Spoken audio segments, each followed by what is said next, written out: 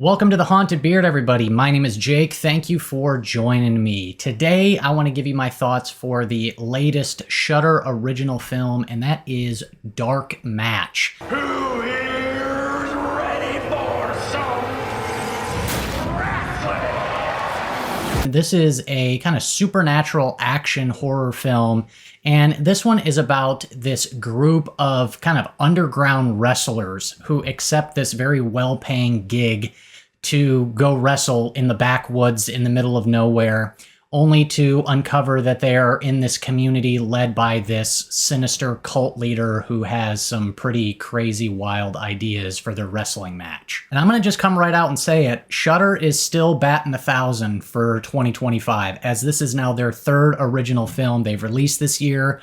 And this is the third film that I think is pretty good. I had quite a fun time with this film. And, going into Shudder movies, their original films, I usually go in with some kind of reserved expectations. So, I'm not expecting the next classic or anything, but just as somebody who in general loves horror movies, obviously, this is one that I had a pretty good time with. I think there's quite a bit here to appreciate. I really like the concept and really just the overall setup here.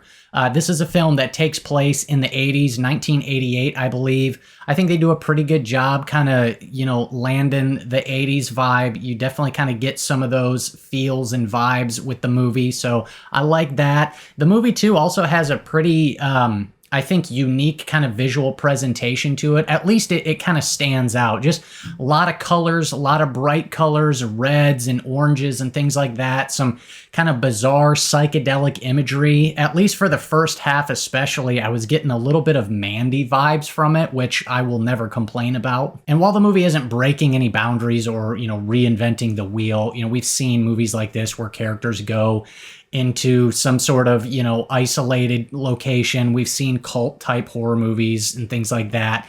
But just the way it's packaged, it feels unique enough to give us kind of its own sort of unique flavor to it all. And really it has to do with kind of the wrestling type setup, which I really just bought into and thought was pretty cool and pretty fun. The movie gets going fairly quickly. They show up at this community about like 15 minutes into the movie, and pretty much right from the get-go, you can just tell things are feeling a little off, right? Something obviously is going on here. There's kind of this, sinister vibe. They get into this place and all the people who live there are throwing this massive like rave party. And it's just, it's 80s, drugs, rock and roll, alcohol, partying. It's just kind of this wild, crazy scene. And we obviously know something bad and horrific is going to happen. And I really just kind of bought into it. I was intrigued. I was invested to kind of see what was going to happen and how it was all going to unfold. As far as the characters go, they're decent. I wish, given the setup here with these wrestlers, these kind of underground wrestlers, and wrestling's all about, wild kind of extreme personalities. I wish they would have maybe leaned into that a little bit more. We would have gotten a little bit more eccentric and quirky characters, but I think they're serviceable as they are. One of the highlights for me, though, is the performance by Michael Eklund, and he plays kind of the cult leader's sort of right-hand man. Cult leader's played by Chris Jericho, by the way, which kind of makes sense given the type of movie. But I thought Michael Eklund was pretty good. He's not in the film a whole lot, but he's a guy, man, he kind of just has this sort of presence about him where he is just this kind of scary, creepy dude who really fits that sort of character really well, like effortlessly. And so there's kind of just something about his look and his demeanor that is like, this guy is scary. So I liked him, and I liked really the second half of the film once they get into the wrestling matches and you find out the horror that this cult has in store for them. And whereas the first movie was giving me a little bit of Mandy vibes, the second half of the film is giving me a little bit of like battle royale type vibes. And so like I said, I bought into the story. I was intrigued with the setup. I like cult horror in general, so I appreciated that about it. And with the whole kind of wrestling setup, it just kind of added a nice, again, unique flavor to it all that I had a pretty good time with. The second half, too, also has some good kind of bloody carnage and violence to it. They could have ratcheted it up a little bit more, but as it sits, it's pretty satisfying. There's some good tension, and I just found it entertaining. And watching the intensity of this situation play out, I just had a good time with. Regarding the ending, though, and I will keep this spoiler free, I like the climax of the film and kind of the build there. You get a little bit of a revenge type story that develops, and it is satisfying and pretty good.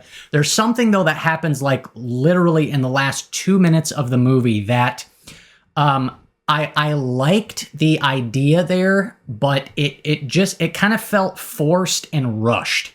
And I wish that they could have kind of worked that into the film in a different way or earlier on.